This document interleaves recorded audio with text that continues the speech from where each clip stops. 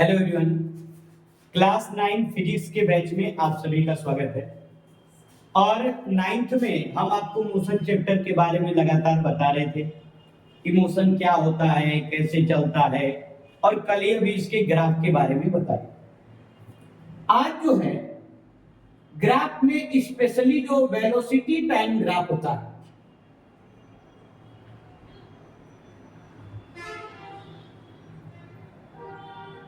इस velocity time graph के अंतर्गत हम लोग दो स्पेशल फैक्ट जानेंगे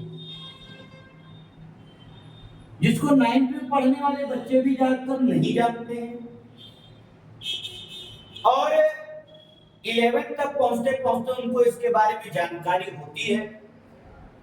लेकिन चूंकि जब हम लोग ग्राफिकल डेरिवेशन करेंगे, ग्राफ के आधार पर डेराइव करने की कोशिश करेंगे, तो हमको इस दो बातों, दो फैक्ट के बारे में पूर्ण जानकारी होनी चाहिए। कल ही पढ़ाए थे velocity time graph. Velocity time graph में एक एक्सिस पे वेलोसिटी होती है और दूसरे एक्सिस पे टाइम होता है। बात क्लियर है? तो एक पे वेलोसिटी होती है और दूसरे पे टाइम होता है, और वेलोसिटी टाइम के ग्राफ के द्वारा हम इसी फैक्ट के बारे में जानकारी लेने के लिए आ जाए हैं। और इसमें दोनों बातें बताएंगे भी, प्रूफ भी करवाएंगे। बात नंबर पहली कि वेलोसिटी टाइम ग्राफ में जो स्लोप होता है, कई बच्चे आगे कैसा स्लोप नहीं पता मुझे, अभी मैं बताऊंगा स्लोप क्या होता है। स्लोप एक्सेलरेशन के बराबर होता है, और जो एरिया है जिसको हिंदी में क्षेत्रफल कहते हैं, वह डिस्प्लेसमेंट के बराबर होता है। कई बार एमसीक्यू में ये बातें पूछ ली जाती है। बात क्लियर है? जो एरिया है वह डिस्प्लेसमेंट के बराबर होता है, और जो स्लोप है वह एक्सेलरेशन के बराबर होता है। ये दो बातें हैं, याद रखिएगा, और दोनों बातों को हम अभी प्रूव भी करेंगे। लेकिन आप पहले जान लीजिए, और किसी ग्राफ में ऐसा नहीं होता। आप डिस्टेंस टाइम ग्राफ भी पढ़े हैं, डिस्प्लेसमेंट टाइम ग्राफ भी पढ़े हैं, वहां पर ऐसा नहीं होता। लेकिन वेलोसिटी टाइम ग्राफ में जो स्लोप है वह एक्सेलरेशन के बराबर होता है, और जो एरिया है वह डिस्प्लेसमेंट के बराबर है। बात क्लियर हो गई? अब कहिए सर हमको स्लोप पहले बता दीजिए। भाई एक्सेलरेशन जानते हैं, change in velocity upon time. Velocity में होने वाले चेंज को ही एक्सेलरेशन कहते हैं, जो पर सेकंड होता है। एरिया सभी को पता है, डिस्प्लेसमेंट सभी को पता है, लेकिन स्लोप नहीं पता। तो अगर किसी को स्लोप के बारे में जानना हो तो स्लोप थोड़ा सा मैथ का एक टॉपिक है, 11th की मैथ में आपको पढ़ाया भी जाएगा। और इसमें होता ये है कि कोई भी ग्राफ में या एक लाइन एक्स एक्सिस के साथ जितना एंगल बनाता है उसी को स्लोप कहते हैं। ध्यान से मेरी बात को सुनिए। कोई भी लाइन एक्स एक्सिस के साथ जो एंगल बनाएगा उसी को हम लोग स्लोप कहते हैं, और इसका फार्मूला होता है परपेंडिकुलर अपॉन बेस। आपको याद होगा कि परपेंडिकुलर, बेस, हाइपोटेनस, ये सभी पाइथागोरस थ्योरम में होता था ना? ठीक। अब हम लोग क्या कर रहे हैं कि अगर हम लोग स्लोप के बारे में पढ़ने जा रहे हैं तो सबसे पहले तो क्लियर होना चाहिए कि स्लोप कहते किसे हैं। कोई भी लाइन एक्स एक्सिस के साथ जो एंगल यानी कोण बनाती है उसी को स्लोप कहते हैं, और उसका फार्मूला होता है परपेंडिकुलर बाय बेस। आगे जब आप 9th में 9th से आप जब 10th में जाएंगे तो ट्रिग्नोमेट्री पढ़ाया जाएगा, वहां पर परपेंडिकुलर बाय बेस को tan थीटा कहते हैं। लेकिन अभी हम लोग उसके बारे में ज्यादा डीप में बात नहीं कर रहे। आपको पहला बात ये जानना है कि जो स्लोप होता है वह एंगल के बराबर होता है और वह परपेंडिकुलर बाय बेस होता है। कोई भी लाइन एक्स एक्सिस से जितना एंगल बनाते हुए टच करती है उसी को हम लोग स्लोप कहते हैं। कोई भी लाइन रिकॉर्डिंग क्या वीडियो बन रहा है ठीक समझा ना? अभी आपका डाउट क्लियर करेंगे हम लोग, है ना? तो अगर कोई भी आपसे कहे कि स्लोप क्या होता है तो आपको पहले तो स्लोप क्लियर हो जाना चाहिए। बात क्लियर है? क्लियर है ना सबको? अरे भाई फिर से बोलो। Yes sir. हाँ, तो अगर कोई भी आपसे कहे कि स्लोप क्या होता है तब आपको बताना है कि स्लोप किसी भी लाइन के द्वारा एक्स एक्सिस पे जो एंगल बनाया जाता है उसी को स्लोप कहते हैं और इसका फार्मूला होता है परपेंडिकुलर बाई बेस। बात क्लियर हो गई? Very good. अब ये दो फैक्ट हैं, स्लोप बता दिए, लेकिन इसमें एक एक फैक्ट को भी हम प्रूव भी करेंगे कि अगर हम बोल दिए कि स्लोप एक्सेलरेशन के बराबर है तो सर प्रूव करके दिखा दीजिए। ठीक, तो पहले इतने का आप फोटो खींच लेंगे या लिख लेंगे, है ना? जल्दी करिए।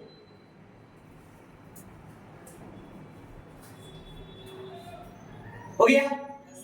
वेरी गुड, मिटा दे इसको। अब देखिए पहला फैक्ट हम लोग प्रूफ करने चलते हैं कि स्लोप, सर ने बोला कि स्लोप एक्सेलरेशन के बराबर है। ऐसा नहीं है कि सर ने बोला बराबर है तो बराबर है, ऐसा नहीं है। इसको प्रूफ भी करना पड़ेगा, फिजिक्स से भैया हर बात बिना प्रूफ के होता नहीं है। कुछ भी अगर हम इक्वेशन बनाएंगे, कोई भी लॉजिक बताएंगे तो उसका कोई ना कोई वेरिफिकेशन होगा, कोई ना कोई प्रूफ होगा। यहां से लेकर के 12 तक जितना भी फिजिक्स पढ़ोगे सब में डेरिवेशन है और सब में कोई ना कोई प्रूफ है। तो स्लोप एक्सेलरेशन के बराबर होता है। अब हम लोग करें क्या, ध्यान दो कैसे इस बात को प्रूव करें। तो सबसे पहले ग्राफ बना ले, एक तरफ टाइम बना ले और एक तरफ वेलोसिटी ले ले। हम मान लें कि बॉडी की वेलोसिटी u है, इनिशियल वेलोसिटी लेनी पड़ेगी ना। अगर हम जीरो से लेके चलेंगे तो कहोगे सर आप तो स्पेशल केस ले लिए जीरो। अरे भाई हम नहीं जीरो से लेके चल रहे हैं, हमने माना let us consider a body have velocity u और बॉडी थोड़ी देर बाद चलते चलते यहां पहुंची तो उसकी वेलोसिटी कितनी हो गई v। कितनी हो गई v। और जो उसने टाइम लगाया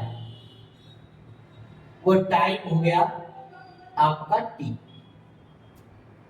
बॉडी की वेलोसिटी, शुरुआती वेलोसिटी इनिशियल वेलोसिटी u, थोड़ी देर बाद वेलोसिटी हो गई v और यहां से यहां तक पहुंचने में जो टाइम लगा वो क्या हो गया t। अब एक अंदर हम बना दे ट्रायंगल जैसा बना। अब थोड़ा सा मैथ अगर पढ़े हो तो अगर इसको हम पीछे की तरफ एज्यूम करेंगे तो ये दोनों पैरेलल लाइन है और ये जो एंगल होगा वही एंगल ये भी होगा। एंगल दोनों सेम ही होगा क्योंकि पैरेलल लाइन के ये जो एंगल होते हैं इनको कहते हैं कॉरस्पॉन्डिंग एंगल, हिंदी में संगत कोण। ठीक, तो ये जो अगर एंगल सेम होंगे क्योंकि एक्स एक्सिस के साथ जो एंगल बना रहा है वही एंगल बनाएगा यहां पर। और आप थोड़ा सा दिमाग लगाइए, पूरी वेलोसिटी भी और इतनी u तो बची कितनी v माइनस u। अरे भाई पूरा 5 मीटर और ये है 2 मीटर तो बचा कितना 5 माइनस 2। बात क्लियर है? अगर ये पूरा v है और नीचे वाला u है तो बीच वाला कितना है v माइनस u। ये बात समझ में आ गई? बीच वाला पोर्शन कितना है v माइनस u, क्योंकि बिना इसके तो कोई डेरिवेशन होगा नहीं। जितने भी इक्वेशन पढ़ाए उन सब में सेम यही डायग्राम बनना है, सब में हर एक डेरिवेशन में। ये आप फर्स्ट टाइम मत समझिए, ये कम से कम 4 डेरिवेशन बताएंगे और चारों में यही डायग्राम बनाएंगे। हमने माना बॉडी की वेलोसिटी जो है उस समय में वेलोसिटी v हो गई, टाइम t हो गया, तो ये जो गैप निकाला है a b c d o, ये जो गैप है ये होगा v माइनस u। और अगर ये t है तो इसके सामने वाला भी क्या होगा t। बात क्लियर? अच्छा अब स्लोप बराबर एंगल होता है, अभी हमने बताया था, स्लोप एंगल के बराबर होता है और स्लोप का फार्मूला होता है परपेंडिकुलर बाई बेस बराबर एंगल जो भी है। बात क्लियर है? तो स्लोप परपेंडिकुलर बाई बेस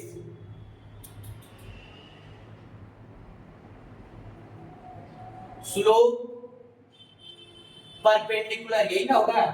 अगर आपका एक राइट एंगल ट्रायंगल है तो इसका ये परपेंडिकुलर होता है, ये बेस होता है, ये हाइपोटेनस होता है। परपेंडिकुलर की value b minus u, base की वैल्यू d। अब आप बताइए, पहला इक्वेशन पढ़े होंगे, b बराबर लिख सकते हैं, b बराबर क्या होता है u प्लस at।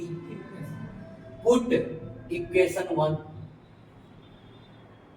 और u अपॉन t था, u से u, at अपॉन t से t, बचा क्या? वही तुम्हें उतनी देर से चिल्ला रहा हूं कि स्लोप एक्सेलरेशन के बराबर है। ऑटोमेटिक प्रूफ होके आया, अपने आप आया भैया, मैंने कुछ नहीं किया, ऑटोमेटिक आया। फिर से देख लीजिए, मैंने कहा एक बॉडी है जिसकी वेलोसिटी u, मैं चाहता तो यहां से भी ले सकता था, लेकिन वहां से मैं लेता ना तो आप ही लोग कहते सर आप स्पेशल केस लिए है, आप बॉडी का शुरुआत जीरो से कर रहे हैं बार बार, क्यों? अरे हमने कहा चलो नहीं करते, u मान लेते हैं, u मानते। अरे भाई इस बॉडी में u मान लिए ना, जिसमें शुरुआत जीरो से होगी, u बराबर जीरो हो जाएगा। तो बॉडी का इनिशियल वेलोसिटी u है, थोड़ी देर बाद बॉडी चली और फाइनल वेलोसिटी कितना हुआ v। तो वेलोसिटी में चेंज कितना है? v minus u। भाई अगर आप 10 से चल रहे थे, थोड़ी देर बाद 40 से चलने लगे तो कितने का चेंज है? 40 माइनस 10। अगर मैं u से चल रहा था, थोड़ी देर बाद v से चलने लगा तो चेंज आया मेरा v माइनस u। ये टाइम तो इसके सामने वाला भी क्या हो गया? टाइम। क्लियर है? ये एंगल है तो ये भी एंगल ही होगा, और एंगल ही स्लोप होता है। तो स्लोप बराबर फार्मूला होता है परपेंडिकुलर बाय बेस। परपेंडिकुलर है v माइनस u और बेस है तुम्हारा t, परपेंडिकुलर बाय बेस। अलग से अगर ट्रायंगल बना लो तो perpendicular by base v minus u upon t। v का वैल्यू रख दिए, v बराबर पढ़ते आ रहे हैं, तीन इक्वेशन पढ़े हैं, v equal to u plus at, s equal to ut plus half at square और v square equal to u square plus 2as। तो v की जगह पे क्या लिखेंगे? u प्लस at, u से u कट गया बचा at, t से t कट गया बचा a। वही तो मैं बोल रहा हूं कि स्लोप एक्सेलरेशन के बराबर होता है। नहीं आपको प्रूफ करना आता है, कोई दिक्कत नहीं है, किसी एग्जाम में नहीं आने वाला, ये केवल आपको जानने के लिए था। एग्जाम में बस एक लाइन याद रखी जाती है। लेकिन अगर कोई बच्चा तुमसे कहे बाबू तुम बता तो रहे हो, तनी प्रूफ करके दिखा दो, तही नहीं ना कहोगे हमारे मास्टर ने नहीं पढ़ाया। अरे भाई मास्टर पढ़ाए चाहे ना पढ़ाए, आपके अंदर क्यूरियोसिटी होना चाहिए जानने का ना। कैसे कह दो कि नहीं हमारे गुरुजी ने नहीं पढ़ाया। टॉपिक है, टॉपिक में बात है, तो वो बात क्यों है इसके बारे में जब सोचोगे तब टॉपिक के बारे में तुमको पता चलेगा। और जब सोचे ही नहीं रहे और जो पढ़ा दिया कि अपन के लिख लिए तो कोई मतलब ही नहीं। वो भी बोलता नहीं ऐसा ही होता। अरे ऐसा होता है तो क्यों होता है? वजह होगी। फिजिक्स पढ़ रहे हो, physics is the law of nature and natural phenomena. Physics में नेचर और नेचुरल फिनोमेना की स्टडी की जाती है। कोई भी बात आप अपने मन से कैसे मान लेंगे कि यही होता होगा, सही पढ़ा रहे हैं।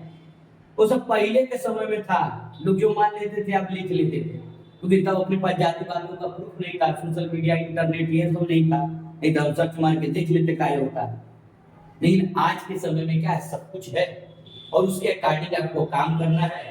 और अगर कभी मैं ये बोल दूं कि स्लोप एक्सेलरेशन के बराबर है तो मुझको पता होना चाहिए कि बराबर कैसे। बात क्लियर है ना? समझ में आ गई बात? इसकी पिक खींचिए, फोटो खींचिए और जल्दी से लिख डालिए।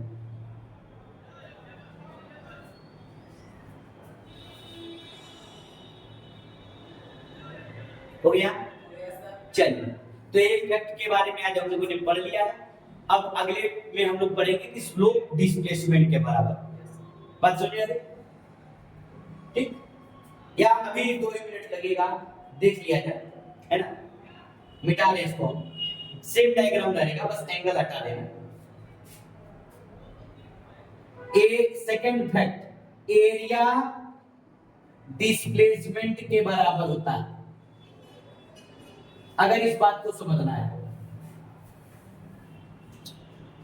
अब आ जाओ यहीं पे। ये ट्रायंगल अंदर बन रहा था ना, v minus you upon T, ये इस ग्राफ की एरिया है, ट्रायंगल की एरिया दिखा।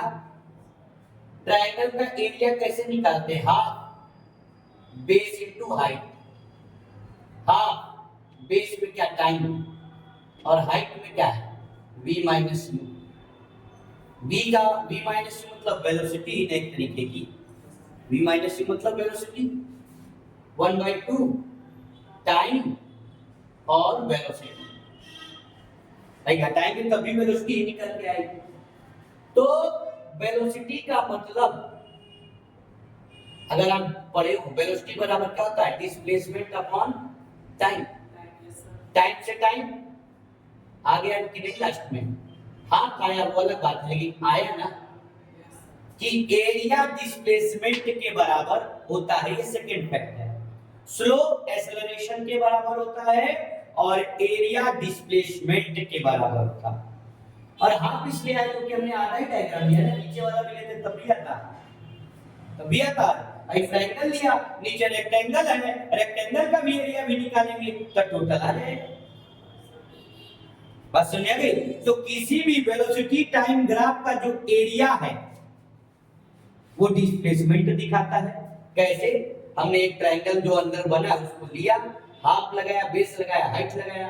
बेस तुम्हारा t है और हाइट तुम्हारा वेलोसिटी का चेंज है। वेलोसिटी का चेंज मतलब एक तरीके की वेलोसिटी हो गई, वेलोसिटी इनटू टाइम। वेलोसिटी को डिस्प्लेसमेंट अपॉन टाइम लिखेंगे, टाइम से टाइम कट गया, हाफ डिस्प्लेसमेंट आ गया, क्योंकि आधा ही पोर्शन उठाए थे ना, अभी नीचे वाला आधा पोर्शन बाकी है। अभी तो तुम ट्रायंगल का ही एरिया निकाले हो, और ट्रायंगल का एरिया डिस्प्लेसमेंट के आधे के बराबर है। नीचे अभी रेक्टेंगल का भी निकालूंगा तब भी उसका किसका आएगा? अगला डिस्प्लेसमेंट आ जाएगा। तो दो बातें हैं, किसी भी वेलोसिटी टाइम ग्राफ का जो स्लोप है, स्लोप मतलब उस ग्राफ के लाइन के द्वारा एक्स एक्सिस के साथ बनाया गया एंगल, स्लोप एक्सेलरेशन के बराबर होता है और एरिया डिस्प्लेसमेंट के बराबर होता है। बात क्लियर हो गई? छाप लीजिए। ये एग्जाम के पॉइंट ऑफ व्यू से नहीं है, आपके सिलेबस में नहीं है, लेकिन इसको जाने बिना आप किसी भी तरीके के जो इक्वेशन है v = u + at, s = ut + ½ at square, v ² = u² + 2as, किसी भी तरीके के इक्वेशन को डेराइव नहीं कर पाएंगे। बात क्लियर है? वो भी ग्राफिकल मेथड से। न्यूमेरिकल मेथड से तो मैंने पिछले सब वीडियो में बता दिया, ग्राफिकल मेथड से आप नहीं कर पाए। बात क्लियर है? तो इसको फोटो क्लिक कर लीजिए। कल हम लोग पहला इक्वेशन प्रूव करेंगे ग्राफिकल मेथड से। ठीक, तो आज के लिए इतना है।